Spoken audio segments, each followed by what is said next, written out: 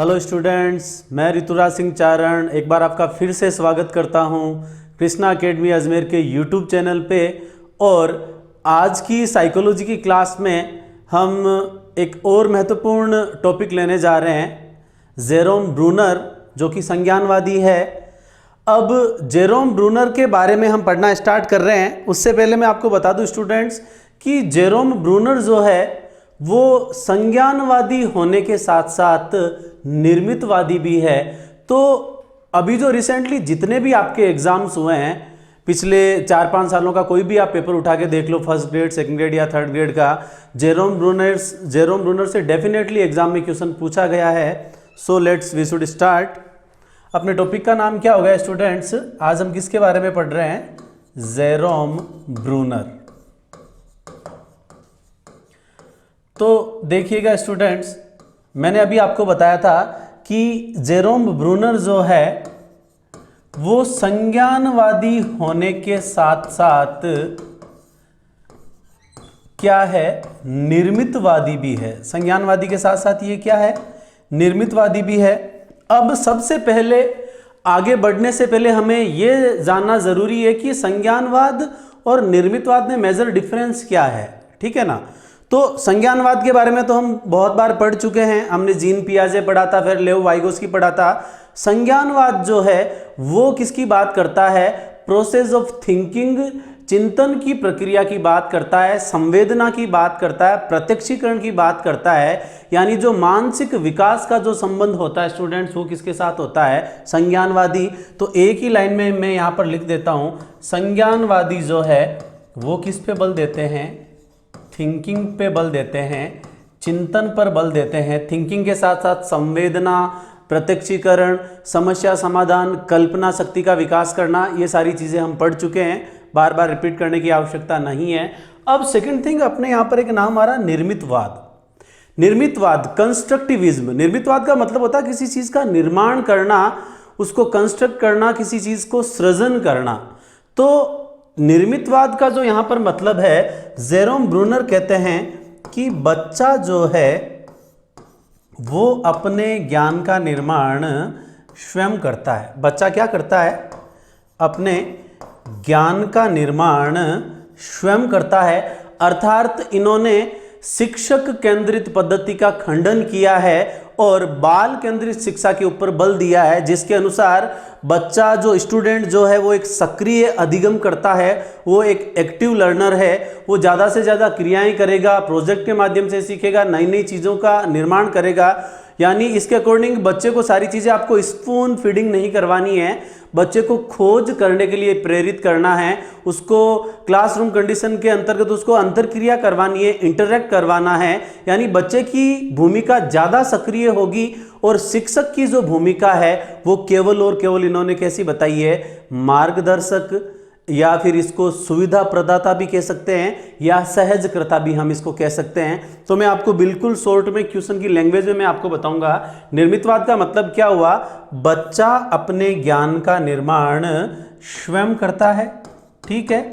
और स्वयं करता है, इसका मतलब इसी को हम दूसरी भाषा में क्या कह सकते हैं कि जो टीचर का जो रोल है या इसके अंदर जो शिक्षक की भूमिका है स्टूडेंट्स, वो केवल और केवल किसकी होगी? एज ए मार्गदर्शक, या इसी को हम क्या कह सकते हैं? फैसिलेटर भी कह सकते हैं हम इसको, या फिर इसको हम सहजकर्ता की भूमिका भी कह सकते हैं। और इसके साथ साथ एक और आपको नाम मिल सकता है, सुविधा प्रदाता। यानी हम यहाँ पर पढ़ाई करने का कौन सा तरीका यूज में लेंगे? ये जो निर्मितवाद जो है ये किसकी बात करता है? बाल केंद्रित शिक्षा पर बल देता है स्टूडेंट्स। किस पे बल देता है?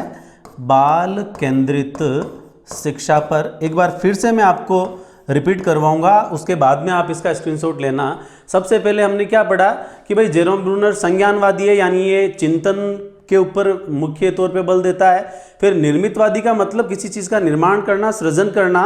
और निर्मितवाद में इन्होंने बताया कि student as a active learner होता है, बच्चा अपने ज्ञान का निर्माण स्वयं करता है, ज्ञान पहले से ही बच्चे के अंदर मौजूद होता है। एक शिक्षक तो क्या करता है, उस बच्चे के छिपे हुए ज्ञान की, उसकी छिपी हुई प्रतिभा की पहचान करता है ताकि वो उसको उभार सके, उसका क्या कर सके, विकास कर सके। बाकी बच्चा के अंदर जो एबिलिटी है वो पहले से ही क्या है, इनबिल्ट है, वो शक्तियां उसके अंदर क्या है, अंतर्निहित है। इसलिए ये किसके ऊपर बल देते हैं कि बाल केंद्रित शिक्षा, यानी बच्चा जो है ज़्यादा से ज़्यादा एक्टिव रहेगा, सक्रिय रहेगा।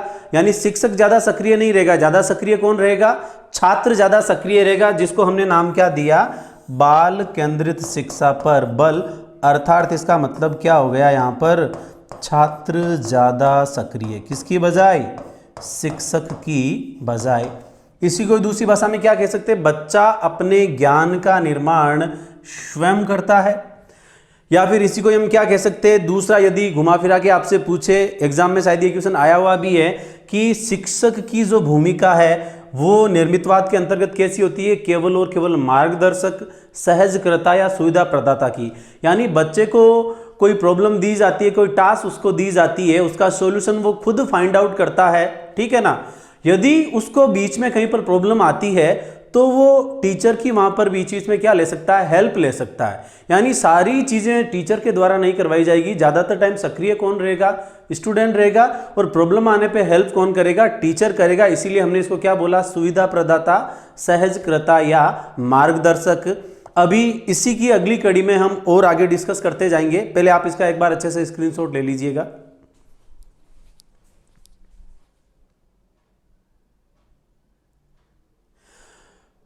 ओके स्टूडेंट्स, आपने स्क्रीनशॉट ले लिया होगा।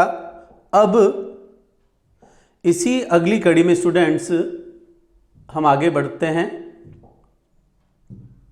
एक स्लाइड मैंने आपके लिए तैयार किया, देखो लिखा हुआ है जेरोम ब्रूनर, जो कि संज्ञानवादी होने के साथ साथ क्या है, निर्मितवादी भी। अब सबसे पहला जो बहुत सारे लोगों का जो कंफ्यूजन क्रिएट रहता है वो मैं आपको दूर करने जा रहा हूं।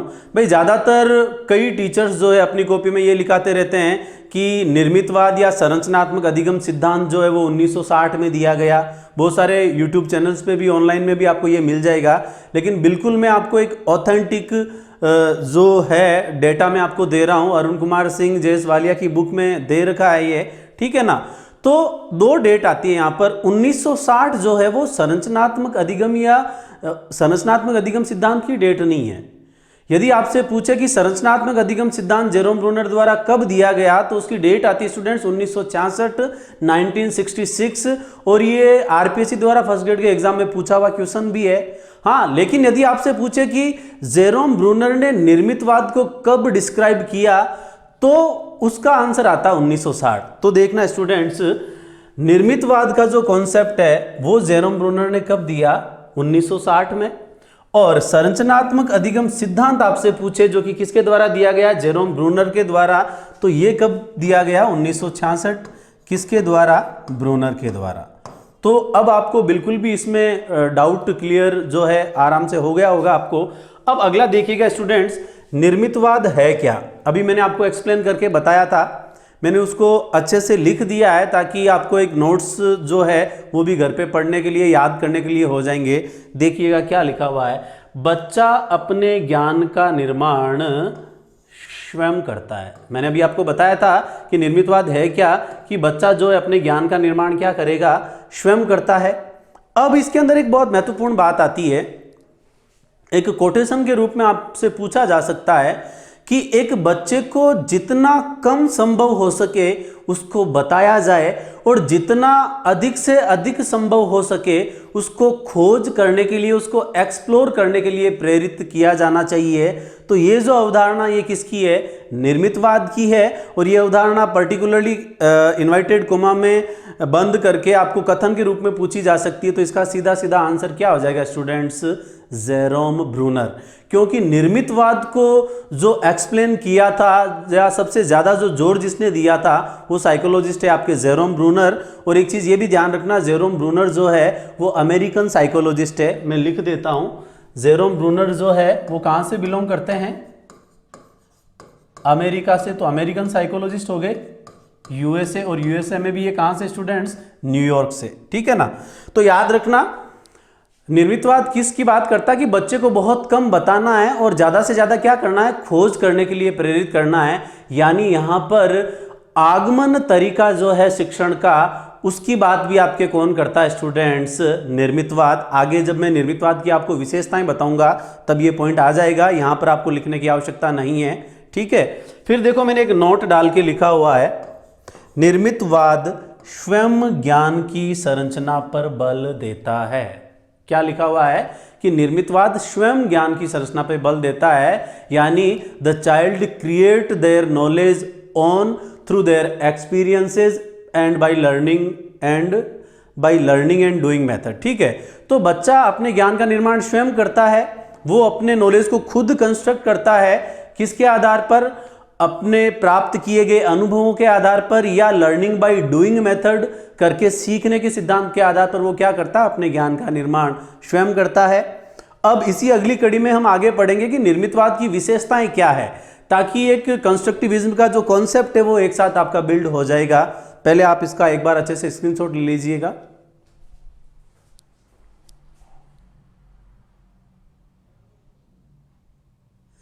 ओके स्टूडेंट्स, आगे बढ़ते हैं। अब इसी अगली कड़ी में स्टूडेंट्स अपना जो अगला पीपीटी, अगला जो स्लाइड है, टाइटल देखिएगा, टाइटल लिखा हुआ है निर्मितवाद की विशेषताएं, ठीक है ना। तो कुछ पॉइंट हम पढ़ चुके हैं, कुछ पॉइंट इसमें आपको और मिलेंगे। देखिएगा पहला पॉइंट लिखा हुआ है बालक स्वयं ज्ञान का सर्जन करता है। हम पढ़ चुके हैं, नोट डाल के अभी आपको बताया था कि बालक अपने ज्ञान का निर्माण स्वयं करता है, ठीक है। अगला पॉइंट लिखा हुआ है, देखो ये पॉइंट महत्वपूर्ण है, ये आपसे पूछा जा सकता है, स्टार मार्क कर देता हूं। देखो पॉइंट सारे पढ़ने हैं, लेकिन किस पॉइंट्स को आपको ज्यादा जोर देके पढ़ना है, जहां से डायरेक्टली एग्जाम में क्वेश्चन हिट हो सकता है, तो आपके माइंड में एक ऑब्जेक्टिव अप्रोच डेवलप हो जाएगी। देखो यह पूर्व ज्ञान की भूमिका पर बल देता है। पूर्व ज्ञान यानी हम यहां पर किसकी बात कर रहे हैं, प्रीवियस नॉलेज की हम यहां पर बात कर रहे हैं कि नए ज्ञान का निर्माण करने में किसकी भूमिका होती है, पूर्व ज्ञान की भूमिका होती है। आपने ये पढ़ा भी होगा, जब बीएड के दौरान आपने बहुत सारे लेसन प्लान किए थे, तो जब आप लेसन डिलीवर करते थे बच्चों के आगे, तो बिना पढ़ाए आप उनसे डायरेक्टली क्वेश्चन करते थे ना। ऐसा क्यों करते थे, क्योंकि ऐसा करते टाइम आप उनके प्रीवियस नॉलेज को आप चेक करते थे, क्योंकि कोई भी जो मतलब टॉपिक है वो एकदम से नया नहीं होता क्लास के अंदर, उसका जो बिल्कुल जो बेसिक जो कॉन्सेप्ट है वो बच्चा पूर्व क्लासों में सीख के आता है। अर्थात तो अपने पूर्व ज्ञान के आधार पर ही क्या करता है, नए अनुभवों का संगठन करते हुए नए ज्ञान का क्या करता है, निर्माण करता है। तो क्वेश्चन आ सकता है कि निम्न में से कौन सी निर्मितवाद की विशेषता नहीं है, तो ये पॉइंट अच्छे से याद रखना, निर्मितवाद में पूर्व ज्ञान की भूमिका बहुत महत्वपूर्ण होती है। अगला पॉइंट देखिएगा, ये भी बहुत इंपॉर्टेंट पॉइंट है, देखो इसको भी मैं आपके स्टार मार्क करूंगा।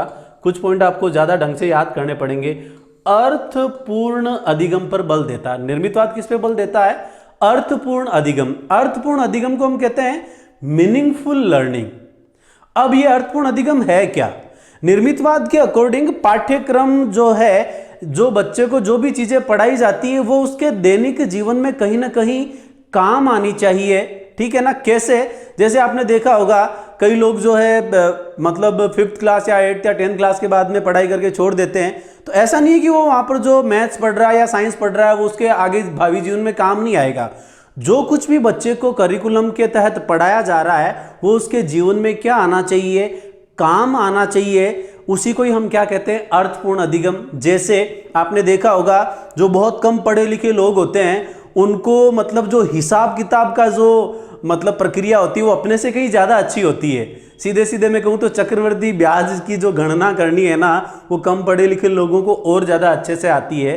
क्यों, क्योंकि उन्होंने भले थोड़ा सा पढ़ के ही छोड़ दिया होगा। ऐसा नहीं कि उन्होंने मैथ पढ़ी तो मतलब वो केवल 10th या 12th में या मार्क्स लाने के लिए पढ़ रहा है, वो गणित उनके दैनिक जीवन में काम आ रही है। क्योंकि आप किसी भी दुकान पे कोई सामान लेने जाओ या आप कोई भी शॉपिंग करने जाओ तो आपको कम से कम हिसाब किताब का ज्ञान तो होना ही चाहिए।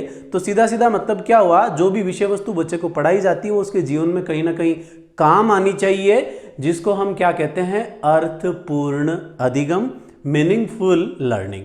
अगला पॉइंट देखिएगा स्टूडेंट्स, बच्चों में उत्तरदायित्व की भावना जागृत करना। देखो पॉइंट बहुत नॉर्मल है, लेकिन आपको अलग से याद रहना चाहिए कि भाई बच्चे को आपको रेस्पॉन्सिबिलिटी देनी है, जिम्मेदारी वाले काम उसको देनी है, ठीक है ना, ताकि बच्चे के अंदर समस्या समाधान करने की जो क्षमता है वो क्या हो सके, डेवलप हो सके। ऐसा नहीं है कि सारे काम उसके बैठे बैठे ही आप करते जा रहे हो, इससे बच्चा लेथार्जिक होता जाएगा, वो चीज़ों को एक्सप्लोर नहीं कर पाएगा, पूरी तरह से दूसरों के ऊपर क्या हो जाएगा, डिपेंड हो जाएगा। तो बच्चा आत्मनिर्भर बन सके, अपनी मतलब जो है समस्या समाधान करने की क्षमता का विकास कर सके, अपनी कल्पना शक्ति का विकास कर सके, इसलिए उसको क्या करना है, जिम्मेदारी वाले कार्य उसको देने हैं, उत्तरदायित्व की भूमिका बच्चे के ऊपर डालनी है।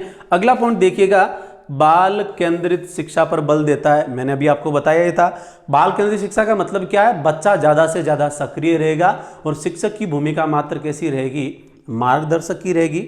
अगला पॉइंट देखिएगा, student as a active learner, यानी लिख देता हूं मैं हिंदी में, छात्र जो है वो किसकी भूमिका में रहेगा, सक्रिय अधिगमकर्ता। तो आपसे पूछा जा सकता है कि निर्मितवाद की प्रक्रिया में छात्र को क्या माना गया है, सक्रिय अधिगमकर्ता माना गया है। बच्चा ज़्यादा से ज़्यादा क्लासरूम कंडीशन में क्या करेगा, इंटरेक्ट करेगा, अपनी प्रॉब्लम को खुद सोल्व आउट करेगा। आगमन तरीका हम यहाँ पर अपनाते हैं, ये भी मैं आपको अलग से लिख दूंगा। तो निर्मितवाद के अंतर्गत हम लास्ट पॉइंट में यहाँ पर लिख देता हूँ, हम यहाँ पर कौन सी अप्रोच की बात करेंगे स्टूडेंट्स, इंडक्टिव अप्रोच पे बल देता है। किस पे बल देता है, इंडक्टिव अप्रोच। अभी मैंने आपको बताया था, अलग से मैं लिख देता हूं ताकि आपके माइंड में डेटा क्लियर रहे।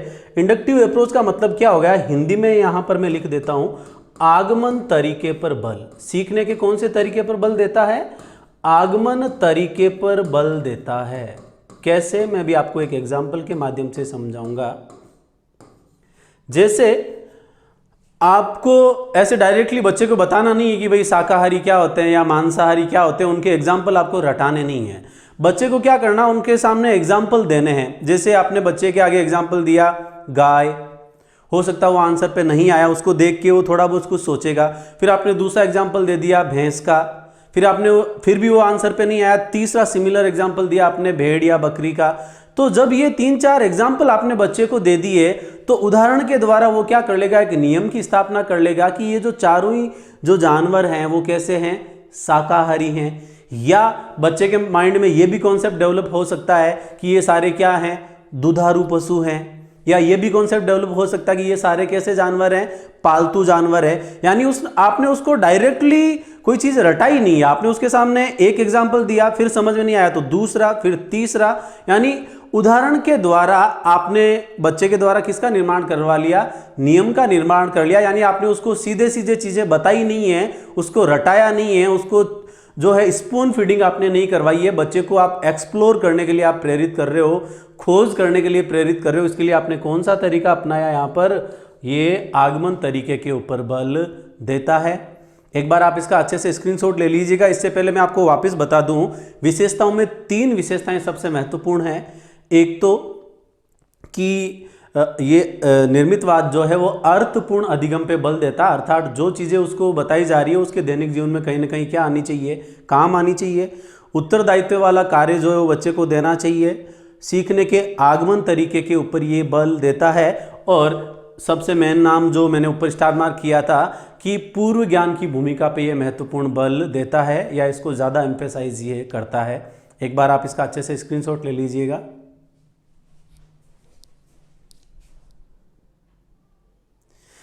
ये लास्ट वाला कॉपी में अच्छे से राइट डाउन कर लेना, आगमन तरीके पर बल मैंने साइड में लिखा है, इंग्लिश में भी लिखा है इंडक्टिव अप्रोच पर बल। ओके स्टूडेंट्स, अब इसी अगली कड़ी में हम आगे बढ़ते हैं। अब देखो, what is the means of constructivism, ये होता क्या है मैं आपको बता चुका हूं। Child construct their knowledge on through their experience, लिखा हुआ देखो, चाइल्ड क्रिएट देयर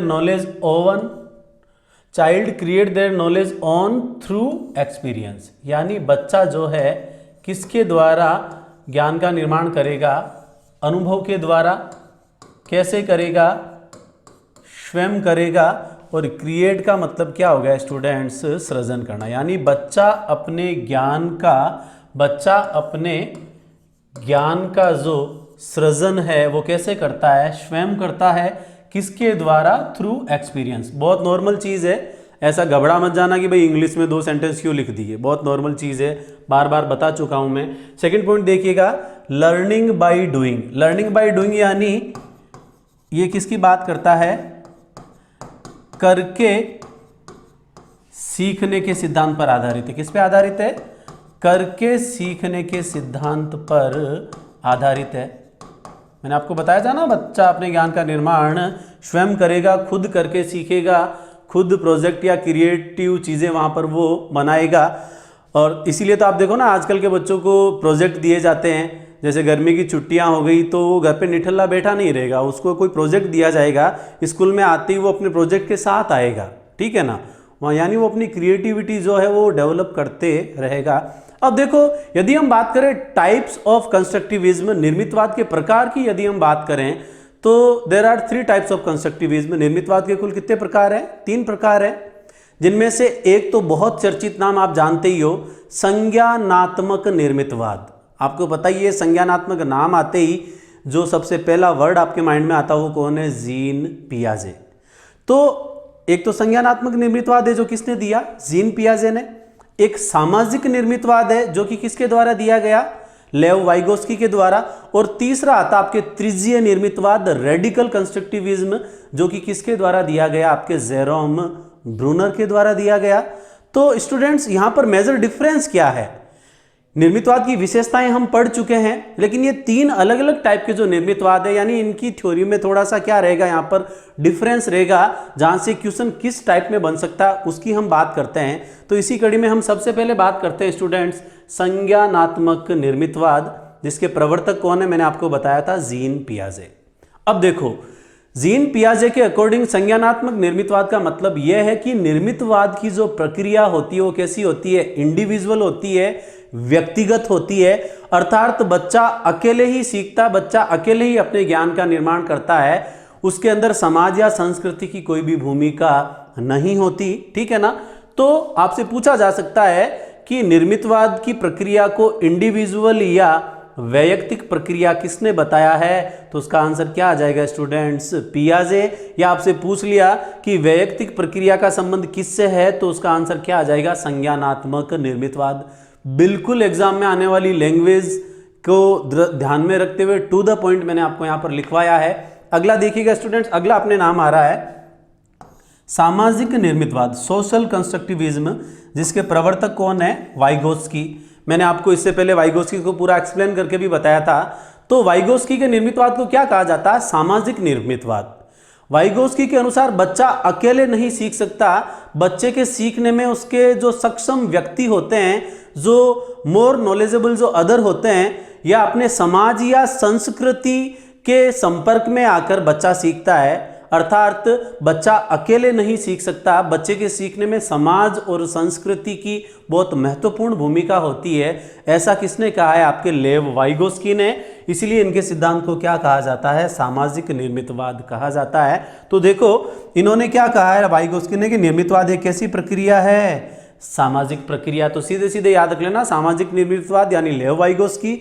और इन्होंने निर्मितवाद में किसकी भूमिका को महत्वपूर्ण बताया है, तो मैं इधर लिख देता हूं, एक तो किसकी, संस्कृति की, कल्चर, और दूसरा इन्होंने किसकी भूमिका को महत्वपूर्ण बताया है, सामाजिक अंतरक्रिया, या समाज के लो, सोसाइटी के लो, सोशल इंटरेक्शन के लो।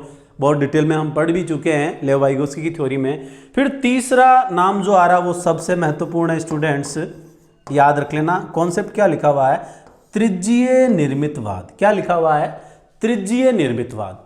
और तृतीय निर्मितवाद का जो प्रवर्तक है वो किसको माना जाता है, जेरोम ब्रूनर को, ठीक है ना। तो ब्रूनर ने बताया कि निर्मितवाद की प्रक्रिया व्यक्तिगत भी होती है और साथ ही साथ ये प्रक्रिया कैसी होती है, सामाजिक भी होती है। तो याद रखना, जो जीन पियाजे और वाइगोस्की जो दोनों के कॉन्सेप्ट को मिला के जो कॉन्सेप्ट दिया गया उसको हम किस नाम से जानते हैं स्टूडेंट्स, तृतीय निर्मितवादी, ठीक है ना।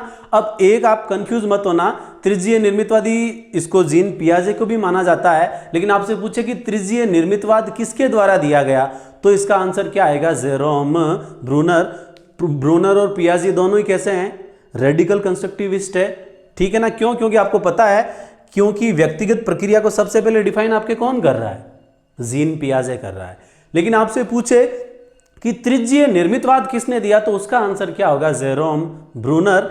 जेरोम ब्रूनर कहते हैं कि बच्चा अपना जो ज्ञान निर्माण करता है वो प्रक्रिया व्यक्तिगत भी होती है और साथ ही साथ वो समाज, संस्कृति और जो MK और जो मोर नॉलेजेबल अदर, जो ज़्यादा सक्षम व्यक्ति जो होते हैं उनके संपर्क में आके भी बच्चा सीखता है। इसलिए इन्होंने निर्मितवाद की प्रक्रिया को व्यक्तिगत के साथ साथ क्या बताया, सामाजिक भी बताया। तो वापस एक्सप्लेन कर रहा हूँ, केवल व्यक्तिगत पूछे तो जीन पियाजे, केवल सामाजिक पूछे तो वाइगोस्की, और व्यक्तिगत और सामाजिक दोनों पूछे तो उसका आंसर क्या आ जाएगा, जेरोम ब्रूनर, जिनके निर्मितवाद का टाइप क्या है, तृतीय निर्मितवाद।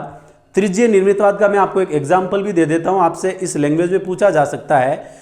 तृतीय निर्मितवाद के अंदर बच्चों को जो प्रॉब्लम दी जाती है, जो टास्क दी जाती है, वो ग्रुप में दी जाती है, समूह में दी जाती है। जैसे 5 बच्चों का ग्रुप बना दिया और उनको कोई एक प्रॉब्लम दे दी जिसका सॉल्यूशन उनको मिलजुल के ढूंढना है।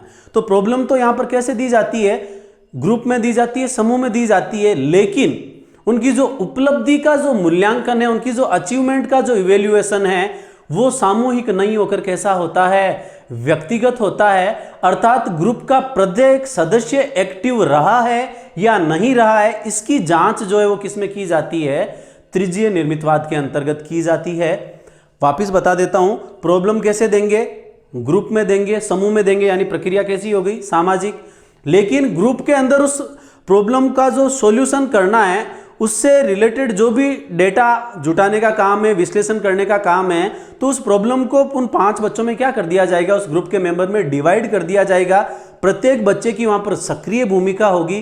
तो भले ही प्रॉब्लम ग्रुप में दे रहे हैं, लेकिन उसकी उपलब्धि का जो मूल्यांकन किया जा रहा है वो किस तौर पे होगा, व्यक्तिगत तौर पे होगा। इसीलिए हमने क्या कहा कि तृतीय निर्मितवाद सामाजिक प्रक्रिया भी है और कैसी प्रक्रिया है, व्यक्तिगत प्रक्रिया भी है। बहुत अच्छे से मैंने आपको तीनों का डिफरेंस क्लियर किया है और अब आप इसका अच्छे से स्क्रीनशॉट ले लीजिएगा स्टूडेंट्स।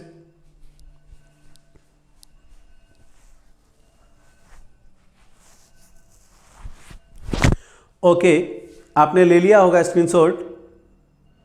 अब इसी अगली कड़ी में स्टूडेंट्स मैं बहुत महत्वपूर्ण तथ्य, या यूं कह लो जो जीन पियाजे से रिलेटेड सबसे महत्वपूर्ण जो कथन के रूप में जो चीज़ें पूछी जा सकती है, ठीक है ना, वो मैं आपके लिए यहाँ पर लेके आया हूँ।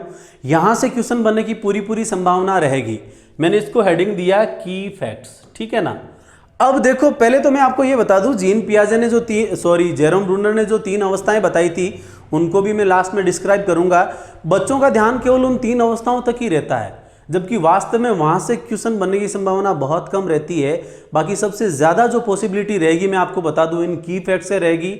इसीलिए मैं आपको एक क्वेश्चन के फॉर्म में ये चीजें आपके लिए लेके आया हूं, समझते रहिएगा आप। सबसे पहला नाम जो कि बहुत इंपॉर्टेंट है, मैं इसको वेरी इंपॉर्टेंट कर देता हूं। वैसे ये सारे पॉइंट इंपॉर्टेंट ही है, लेकिन सबसे महत्वपूर्ण कौन सा हो गया आपके, स्पाइरल करिकुलम। मैंने एक नाम लिखा हुआ है स्पाइरल करिकुलम, या इसको हम हिंदी में क्या कहते हैं, सर्पिल पाठ्यक्रम।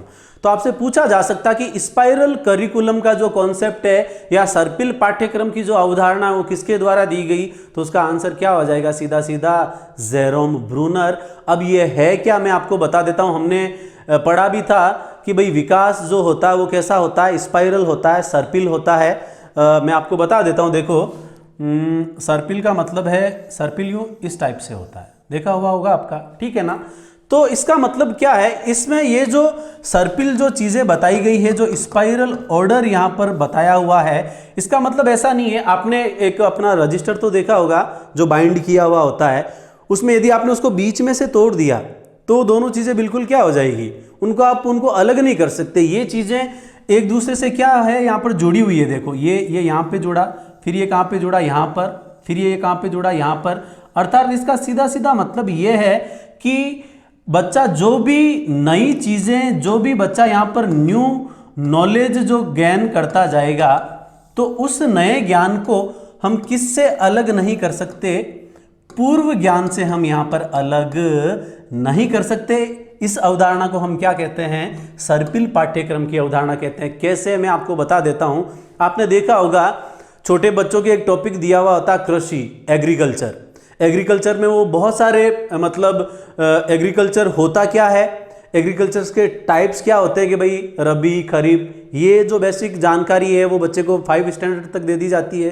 फिर जब बच्चा 6 क्लास में आएगा तो वहाँ पर इन टाइप्स के बाद में उस बच्चे को ये सिखाया जाएगा कि भाई ये जो रबी और खरीफ की फसल हैं इनको कब बोया जाता है, और फिर खेती करने के लिए आप इरिगेशन या सिंचाई का सिस्टम क्या होता है वो पढ़ा दिया।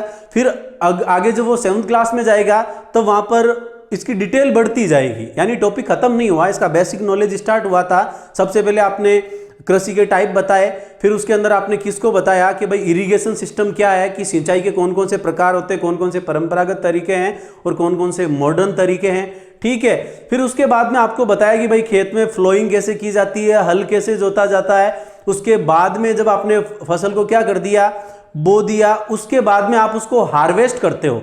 तो जब आप 8th क्लास में आओगे तो पूरे हार्वेस्टिंग का जो प्रोसेस है उसके बारे में डिटेल वहां पर दिया हुआ होगा, ठीक है ना। फिर उसके बाद में जब आप आगे आप बड़ी क्लासेस में जाओगे तो पर्टिकुलरली उन फसलों का डिस्क्राइब मिलेगा आपको। जैसे आप 11th क्लास में जाओगे तो मतलब गेहूं और जो चावल की खेती होती है उसके ऊपर पूरा अलग से एक टॉपिक दे दिया, समझ रहे हो। यानी जो रबी की फसल है या खरीफ की फसल है उसका पर्टिकुलरली देके उसकी क्या क्या वातावरण में कंडीशन होती है, औसत तापमान कितना रहना चाहिए, वार्षिक वर्षा कितनी होनी चाहिए, यानी टॉपिक वही कृषि था, उसकी डिटेल आगे की क्लासेस में क्या होती जाती है, बढ़ती जाती है। अर्थात सर्पिल पाठ्यक्रम का मतलब क्या है, बच्चे को एकदम नई चीजें नहीं पढ़ानी है, जो उसने पूर्व में जो सीखा था वो उसके आगे की क्लास में क्या आएगा, उसका वो नॉलेज काम आएगा। अर्थात हम नवीन ज्ञान को किससे अलग नहीं कर सकते, कभी भी पूर्व ज्ञान से अलग नहीं कर सकते। तो ये प्रोसेस सिंपल से स्टार्ट होके कहां पर जाएगा स्टूडेंट्स, कॉम्प्लेक्स तक जाएगा। आशा करता हूं आपको अच्छे से समझ में आया होगा। तो सर्पिल पाठ्यक्रम की अवधारणा किसने दी, ब्रूनर ने। और सर्पिल पाठ्यक्रम में आपको केवल एक ही लाइन याद रखनी है कि पूर्व ज्ञान को नवीन ज्ञान से कभी भी अलग नहीं किया जा सकता, क्योंकि पूर्व ज्ञान की भूमिका बहुत महत्वपूर्ण बताई गई है निर्मितवाद में। ओके, अगला पॉइंट लेते हैं हम स्टूडेंट्स। ये तो मैंने जब आपको लेव वाइगोस की पढ़ाया था तब बताया भी था, फिर भी हम रिपीट कर लेते हैं। एक नाम लिखा हुआ स्कैफ फोल्डिंग, या इसको हम मचान भी कहते हैं, या हम इसको क्या कह सकते हैं, सहारा भी कह सकते हैं। वैसे स्कैफ फोल्डिंग जो टर्म है इसको प्रैक्टिकली यूज या इसकी विस्तृत व्याख्या जो है वो किसके द्वारा की गई, लेव वाइगोस की।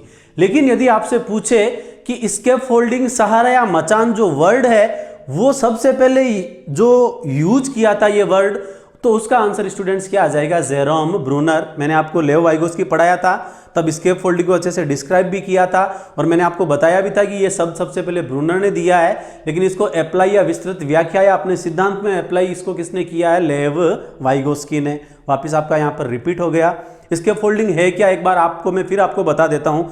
देखो, बच्चा जो है मतलब अपने ज्ञान का निर्माण खुद करता है, एक्टिव रहता है, नई नई चीज़ों को क्रिएट करता रहता है, लेकिन जब भी उसको किसी चीज़ में डिफिकल्टी आई, प्रॉब्लम आई, ठीक है ना, तो वहां पर वो क्या करता है, MKO की हेल्प लेता है। यानी जिनको मोर नॉलेजेबल जो अदर होते हैं, जिनको उस चीज़ के बारे में बच्चे से ज़्यादा जानकारी है, उनकी वो हेल्प लेता है, ठीक है ना। और वो हेल्प कैसी होती है, टेम्परेरी होती है, और फिर बच्चा वापस से अपनी समस्या के समाधान में जुट जाता है। एक्सप्लेन कर चुका हूं मैं आपको इसको वाइगोस्की की थ्योरी में। तो स्कैफ फोल्डिंग या जो मचान का जो कॉन्सेप्ट है, ये शब्द सबसे पहले किसने यूज किया, तो उसका आंसर क्या आ जाएगा स्टूडेंट्स, ब्रूनर। और इसकी प्रैक्टिकली इसको अप्लाई किसने किया, तो उसका आंसर क्या है, वाइगोस्की। पढ़ा चुका हूं। अगला पॉइंट लेते हैं, बहुत महत्वपूर्ण कथन आ रहा है। देखो, सीधा सीधा आपसे पूछा जा सकता है कि बालक नग्न बंदर नहीं होकर संस्कृति युक्त होता है। ये कथन आपसे पूछ लिया जाए इनवर्टेड कोमा में देकर, तो इसका आंसर भी क्या आ जाएगा, जेरोम ब्रूनर। इन्होंने बच्चे को नग्न बंदर नहीं बताया है, ठीक है ना, इन्होंने बच्चे को क्या बताया है, संस्कृति युक्त बताया। तो मैंने आपको बताया ही था दोनों ही चीजें, क्योंकि निर्मितवाद जो है इनका रेडिकल कंस्ट्रक्टिविज्म जो है वो व्यक्तिगत के साथ साथ कैसी प्रक्रिया थी, सामाजिक प्रक्रिया भी थी। तो यहाँ पर देखो अपने कोटेशन में किसकी बात करता है, कल्चर की बात करता है कि बच्चा नग्न बंदर नहीं होकर कैसा होता है, संस्कृति युक्त होता है। उसके सीखने में उसकी सोसाइटी, उसके कल्चर का जो है वो इफेक्ट जाता है, उसी से ही वो बोली, रहन सहन, पहनावा या जो ट्रेडिशंस होता है उनको फॉलो करते जाता है। अगला देखते हैं स्टूडेंट्स। अच्छा हाँ, एक चीज और ध्यान रखना, मैं इधर लिख देता हूं, ये ऊपर एक नाम लिख देता हूं। ये जो निर्मितवाद जो है ना, ये किसका खंडन करता है? रटने का खंडन करता है। बहुत नॉर्मल है। किसका खंडन करता है? रटने का खंडन करता है। पता ही आपको, फिर भी लिख देता हूं क्योंकि क्या पता कई बार क्वेश्चन आ जाए। अगला नाम बहुत महत्वपूर्ण, स्टार मार्क कर देता हूं।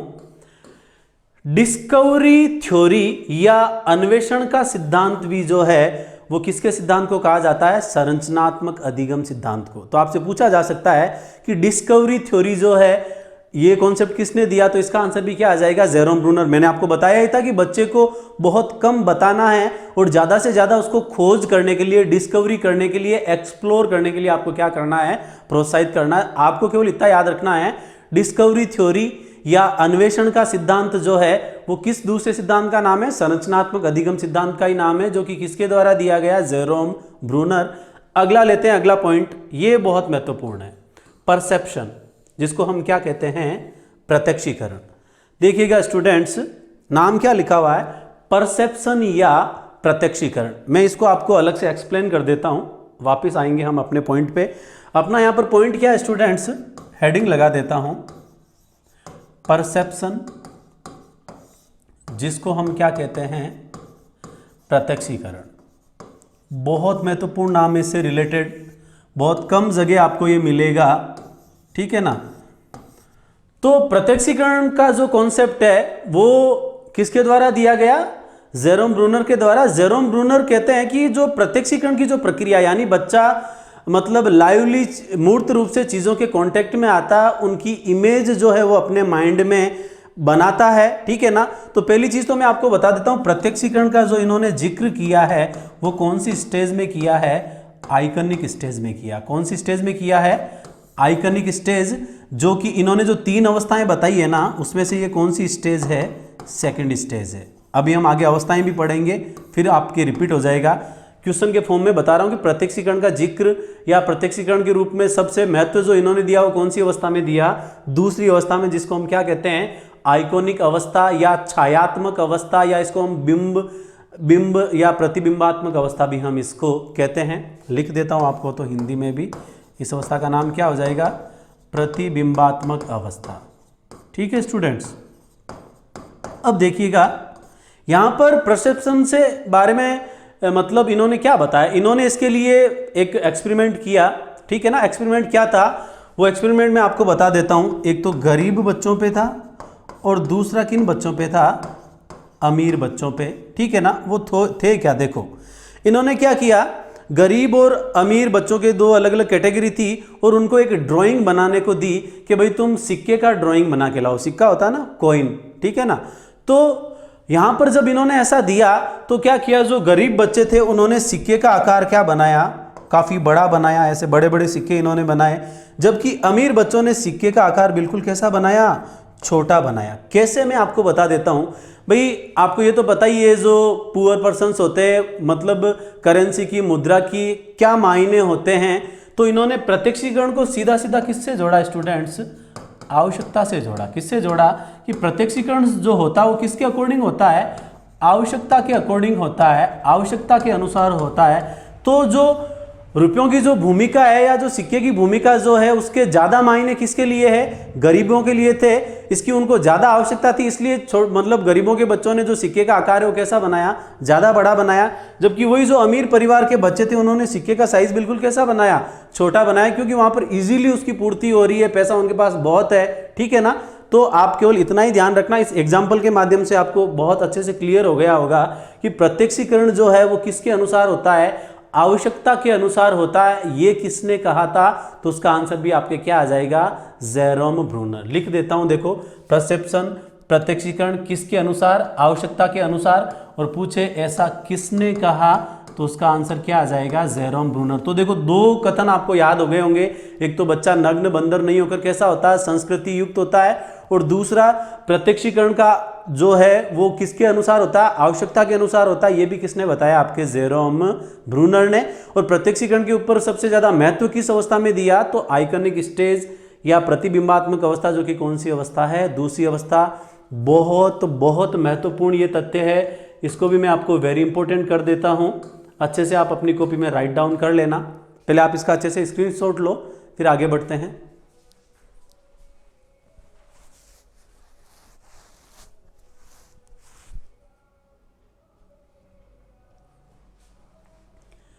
ओके स्टूडेंट्स,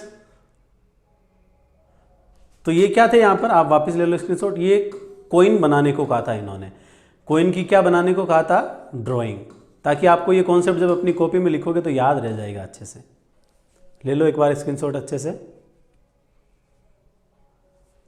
ओके, आगे बढ़ते हैं। अब इस कड़ी में स्टूडेंट्स हम आगे बढ़ने जा रहे हैं। देखिएगा, ये जो नाम आ रहा है ये बहुत महत्वपूर्ण है। देखो, मैंने इसको टाइटल दिया है major difference between Bruner and Piaget's cognitive theory, कि जो संज्ञानात्मक जो सिद्धांत है वो उससे रिलेटेड हमने 3 चीजें पढ़ी थी। जीन पियाजे, वाइगोस्की, उनके मध्य क्या डिफरेंसेस था मैं एक्सप्लेन कर चुका हूं। अब संज्ञानात्मक सिद्धांत के बारे में ब्रूनर और पियाजे जो है उनमें, उनके सिद्धांत में मेजर डिफरेंस क्या था, यहां से क्वेश्चन आने की संभावना इस बार एग्जाम में पूरी रहेगी। बच्चे डायरेक्टली किसी के भी नोट्स उठा के पढ़ लेते हैं, जगह जगह से ऑनलाइन वीडियो देखते हैं, कंफ्यूज होते रहते हैं, लेकिन आपको मतलब चीजें इस वे में पढ़नी है ताकि पढ़ के आप उनका क्वेश्चन भी सोल्व कर पाओ, ठीक है ना। तो यहां ध्यान से देखना क्या मेजर डिफरेंस है। तो पहला पॉइंट मैं आपको बता देता हूं, जीन पियाजे जो है उन्होंने विकास की प्रक्रिया को क्या माना है, असतत माना है, डिसकंटिन्यूअस माना है, जबकि जेरोम ब्रूनर ने विकास की प्रक्रिया को क्या माना है, सतत। सीधा सीधा आपसे यह भी पूछा जा सकता है, भाई हम ये पढ़ते हैं ना कि विकास जो होता है वो सतत होता है, कॉन्टिन्यूअस प्रोसेस होता है, लेकिन पूछ ले कि किसके अनुसार विकास असतत होता है, तो जीन पियाजे। और ब्रूनर की धारणा पूछे तो विकास कैसा होता है, सतत होता है, कंटिन्यूअस प्रोसेस होता है, ठीक है। ये आ गया, देखो ब्रूनर ने विकास को क्या माना है, सतत माना है, जबकि पियाजे ने कैसा माना है, असतत, ठीक है स्टूडेंट्स। और फिर अगला देखिएगा, भाषाई विकास, ठीक है। अब देखो लैंग्वेज के बारे में वाइगोस्की और पियाजे के क्या मत थे मैं बता चुका हूं। अब भाषा जो है उसके बारे में ब्रूनर क्या कहते हैं, ब्रूनर कहते हैं कि लैंग्वेज जो है वो संज्ञानात्मक विकास का एक पार्ट है, ठीक है ना। ऐसा नहीं है कि संज्ञानात्मक विकास केवल भाषा के कारण ही होता है, ठीक है ना। तो देखो ये पॉइंट मैंने लिखा है कि भाषाई विकास संज्ञानात्मक विकास का एक क्या है, कारण है, कोज है, ना कि ये क्या है इसका परिणाम। तो जो भाषाई विकास है वो संज्ञानात्मक विकास का रिजल्ट नहीं है, उसका परिणाम नहीं है, ये मात्र संज्ञानात्मक विकास का क्या है, एक कारण है। ऐसा किसने बताया, आपके जेरोम ब्रूनर ने बताया है, ठीक है ना। जबकि जीन पियाजे क्या कहते हैं कि पहले थिंकिंग होगी, फिर वो किस तरफ प्रोसीड करेगा, लैंग्वेज की तरफ प्रोसीड करेगा। यानी जीन पियाजे के अनुसार चिंतन के कारण किसका विकास होता है, भाषा का विकास होता है। तो इस मामले में इसका खंडन कौन करता है, आपके जेरोम ब्रूनर। जेरोम ब्रूनर कहते हैं कि भाषा जो है वो संज्ञानात्मक विकास का कारण है, वो संज्ञानात्मक विकास का परिणाम कभी भी नहीं है, वो इसका रिजल्ट कभी भी नहीं है, ये इसका एक कोज जरूर हो सकता है। बहुत महत्वपूर्ण चीज है, स्टार मार्क कर देता हूं। वैसे ये जो तीनों ही पॉइंट है वो बहुत महत्वपूर्ण है, ठीक है ना स्टूडेंट्स। अगला देखिएगा, role of adults and MKO making a big difference. ये मैं आपको बता चुका हूं। MKO का मतलब है यहां पर मोर नॉलेजेबल अदर, जो ज्यादा सक्षम व्यक्ति है, ठीक है ना। या फिर बच्चे की हेल्प, ज्यादा सक्षम व्यक्ति क्या करेगा, बच्चे को जहां पर प्रॉब्लम आएगी उसको हेल्प करेगा, उसको स्केप फोल्डिंग देगा। फिर बच्चे को प्रॉब्लम आ रही है तो बच्चे MKO की जगह दूसरा वर्ड हम क्या यूज कर सकते हैं, एडल्ट्स यूज कर सकते हैं, वयस्क हम यूज कर सकते हैं।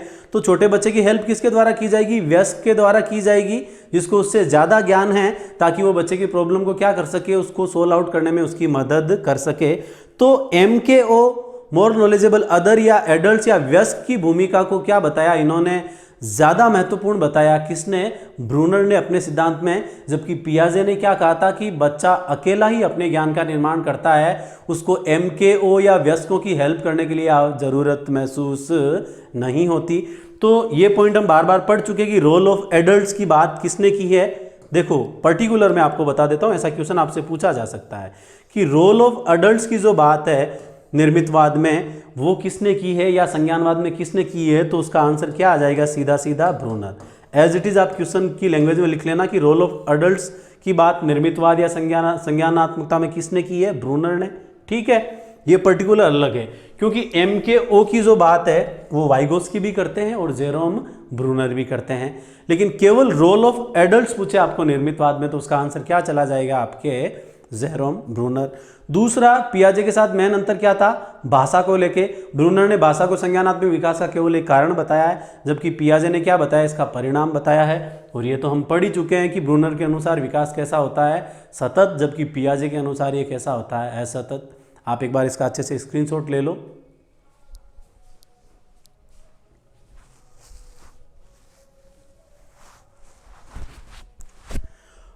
ओके स्टूडेंट्स, अब इस जेरोम ब्रूनर के कॉग्निटिव डेवलपमेंट के सिद्धांत में जो हम सबसे लास्ट जो स्लाइड्स यूज करने जा रहे हैं, इसके साथ ही अपना ये टॉपिक कंप्लीट हो जाएगा।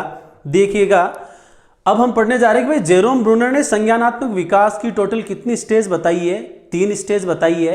पहले तो मैं आपको यह बता दूं कि इन 3 स्टेज के नाम क्या है, एनेक्टिव या क्रियात्मक अवस्था, आइकोनिक प्रतिबिंबात्मक या छायात्मक अवस्था, और तीसरा है सिंबॉलिक या संकेतात्मक अवस्था। ठीक है ना। अब इन 3 अवस्थाओं के बारे में आपको बहुत सारी बुक में अलग अलग आयु वर्ग देखने को मिलेगा। ठीक है ना। आयु वर्ग को लेके आपको बिल्कुल भी कंफ्यूज होने की जरूरत नहीं है, क्योंकि अलग अलग बुक्स जो है सारी ऑथेंटिक बुक्स, उसमें अलग अलग दिया हुआ है, तो एज को लेके आपको यहां से क्वेश्चन नहीं पूछा जाएगा। जैसे कि मैं आपको बता दूं, प्रतिबिंबात्मक अवस्था कई में 2 से 7 वर्ष दे रखी है, तो कई में 18 माह से 6 वर्ष तक ही दे रखी है। और किसी बुक में प्रतिबिंबात्मक अवस्था 2 से 7 की बजाय कितनी दे रखी है, 2 से 12 वर्ष भी दे रखी है। तो 2 से 7 मिल जाए वो भी सही है, 2 से 12 मिल जाए वो भी क्या सही है। तो अवस्था की आयु को लेकर आपको वहां पर क्वेश्चन नहीं पूछा जाएगा। अवस्था में विशेषताएं क्या क्या उसकी हम बात करते हैं। तो सबसे पहली अवस्था का नाम क्या आता है स्टूडेंट्स, क्रियात्मक अवस्था। इंग्लिश में हम इसको बोलते हैं एनेक्टिव स्टेज। और एज ग्रुप याद करो, नहीं कर तो नॉट ए बिग डील। ठीक है ना। अब इस अवस्था के अंदर होता क्या है, बच्चा जो अपनी अनुभूतियां जो होती है, अपने जो फीलिंग्स जो होती है, उनको बच्चा किसके माध्यम से व्यक्त करता है, फिजिकल एक्टिविटी, शारीरिक क्रियाओं के माध्यम से व्यक्त करता है। जैसे बच्चे को भूख लगी है तो बच्चा क्या करेगा, रोएगा। ठीक है ना। या फिर बच्चा अकेला ही मतलब सोया हुआ, वो खुश है तो वो क्या करेगा, अपने हाथ पांव को ऐसे हिलाता रहेगा, अपने हाथ पांव से साइकिल चलाता रहता ना, छोटे बच्चे को आपने अच्छे से देखा होगा। या फिर आपने देखा होगा कि एक बच्चे को भूख लगी है और आप उसके सामने दूध की बोतल लेके जा रहे हो, तो आप उससे दूर हो, लेकिन वो दूध की बोतल को देखते ही क्या करेगा, आपने उसके हाथ में बोतल थमा ही नहीं है, लेकिन दूध की बोतल को देखते ही वो क्या करेगा, अपने हाथ पांव को ऐसे चलाना स्टार्ट कर देगा, फ्लाइंग जट बनने की कोशिश वहां पर वो करने लगेगा। अर्थात अपनी फीलिंग्स को, अपनी अनुभूतियों को शारीरिक क्रियाओं के माध्यम से बच्चा किस अवस्था में व्यक्त करता है, क्रियात्मक अवस्था में, जिसको हम क्या बोलते हैं, एनेक्टिव स्टेज। दूसरा, ये बहुत महत्वपूर्ण पॉइंट था। ठीक है। दूसरा देखो, तो यदि यहां से क्वेश्चन आता तो यहीं से ही आएगा बच्चों, ये ध्यान से देख लेना। दूसरा पॉइंट बहुत सिंपल है, भाषा को जो है मतलब महत्व ना के बराबर दिया गया, क्योंकि आपको पता है लैंग्वेज इस स्टेज में डेवलप होती नहीं है, क्योंकि उम्र मात्र कितनी है, 0 से 2 वर्ष। और इसमें भी बच्चा शारीरिक क्रियाओं की जो प्रधानता पाई जाती है, मैं आपको बता दूं, शारीरिक क्रियाओं की जो प्रधानता होती है वो मेनली कहां तक होती है, आपके 0 से 18 माह। कौन से माह तक, 0 से 18 माह। ऊपर लिख देता हूं मैं यहां पर बच्चे में क्या होती है, शारीरिक क्रियाओं की प्रधानता होती है। मान लो बाय द वे आपको अलग से पूछ ले वे, शारीरिक क्रियाओं की क्या होती है, प्रधानता होती है। या ये भी कह लो कि बच्चा अपनी अनुभूतियों को क्या करता है, शारीरिक क्रियाओं के माध्यम से व्यक्त करता है। ये गुण सबसे ज्यादा किस अवस्था में डेवलप होता है, 0 से 18 माह।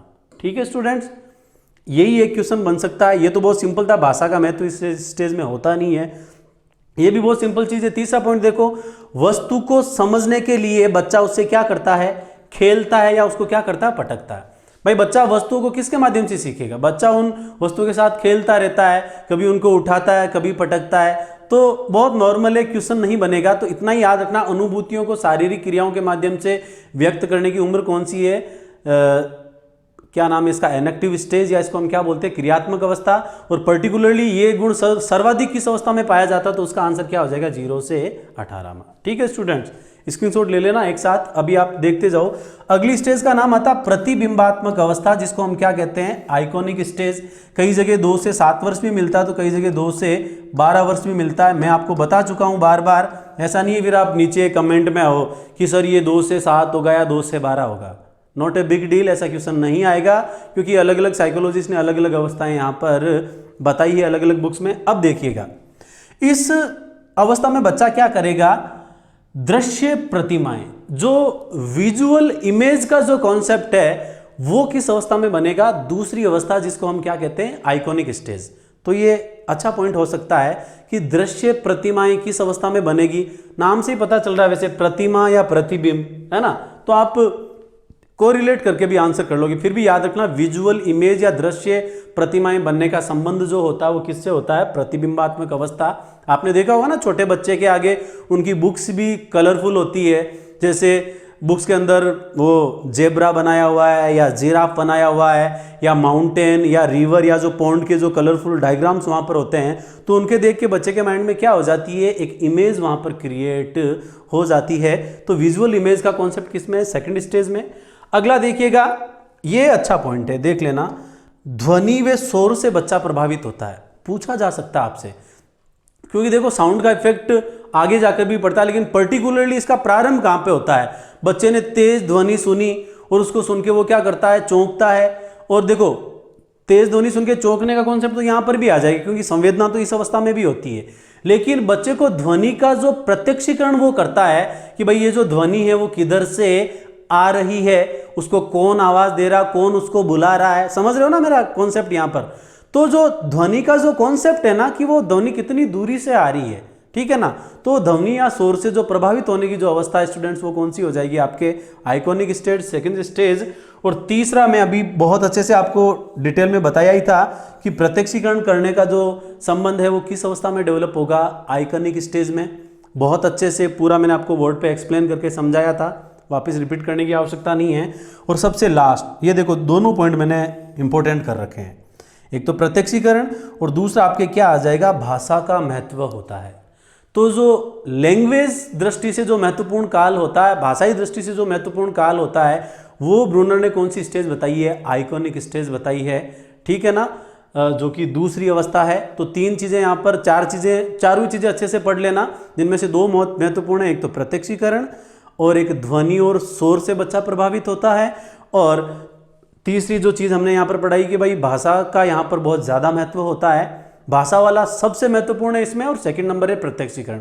बाकी सारे पॉइंट्स आपको पढ़ के जाने हैं। फिर अगला आता है आपके संकेतात्मक अवस्था, सिंबॉलिक स्टेज, जो कि तीसरी और सबसे लास्ट अवस्था है।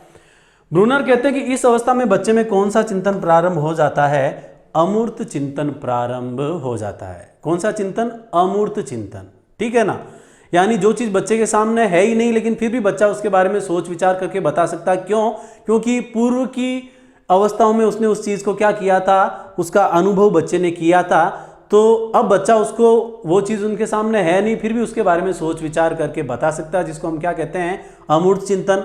बहुत अच्छे से मैंने डिस्क्राइब किया भी था जब हमने जीन पियाजे पढ़ा था। आपको केवल इतना याद रखना है कि अमूर्त चिंतन का गुण या अमूर्त चिंतन की अवस्था जो है वो जेरोम ब्रूनर ने किस अवस्था में जिक्र किया है, संकेतात्मक अवस्था में। अब यदि यहां से क्वेश्चन आता है तो बहुत महत्वपूर्ण पॉइंट मैंने स्टार मार्क कर रखा है, ये तो बहुत सिंपल है, सब जानते हैं। यदि यहां से क्वेश्चन आता है तो यहां से आएगा कि विचारों को विकसित करने की जो अवस्था है वो जेरोम ब्रूनर ने कौन सी बताई है, संकेतात्मक अवस्था। देखो भाई, कल्पना भी क्या है, एक विचार है जो कि बच्चा कौन सी स्टेज में करने लग जाता है, क्रियात्मक अवस्था में ही करने लग जाता है। तो विचार अलग अलग प्रकार के होते हैं, आपने पढ़ा होगा चिंतन के अंदर, काल्पनिक चिंतन, मूर्त चिंतन, अमूर्त चिंतन।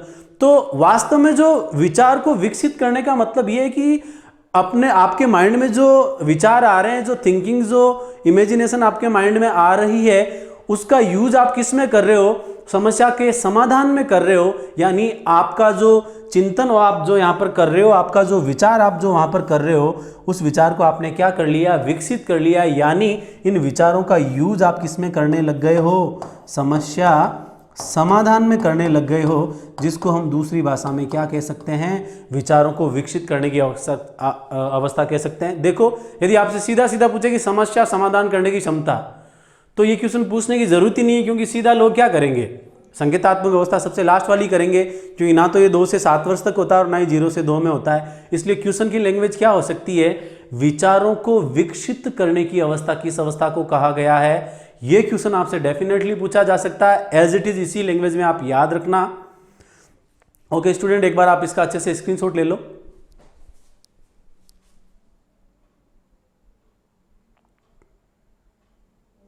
जहां जहां से इंपॉर्टेंट क्वेश्चन बनता है मैंने स्टार मार्क कर रखा, उनको ढंग से पढ़ना, बाकी पढ़ना आपको सारा ही है। ओके, आपने स्क्रीनशॉट ले लिया होगा। तो स्टूडेंट्स, आज की क्लास में हमने जेरोम ब्रूनर के बारे में पढ़ा कि भाई वो संज्ञानवादी होने के साथ साथ निर्मितवादी भी है। निर्मितवाद क्या होता है, संज्ञानवाद में इनके क्या विचार थे। ये जेरोम ब्रूनर का जो आपका जो सिद्धांत है, जिसको हम संरचनात्मक अधिगम सिद्धांत भी कहते हैं, जिसके अंदर इन्होंने बताया कि ज्ञान की भी क्या होती है, निश्चित संरचना होती है। ठीक है ना। तो सबसे पहले बच्चे को उस विषय की जो प्रकृति है, उसका नेचर क्या, उसके बारे में बताना चाहिए, ऐसा भी जेरोम ब्रूनर ने कहा है। संरचनात्मक का मतलब आप समझते ही हो। तो इस टॉपिक से स्टूडेंट्स आपके 2 क्वेश्चन आएंगे कम से कम, तो अच्छे से इसको पढ़ना, कॉपी में राइट डाउन कर लेना। फिर से हम मिलेंगे अगली क्लास में एक नई एनर्जी के साथ, एक नए टॉपिक के साथ। अपने आप को ऊर्जावान बनाए रखें और निरंतर अपने अध्ययन को जारी रखें। Okay students, thanks.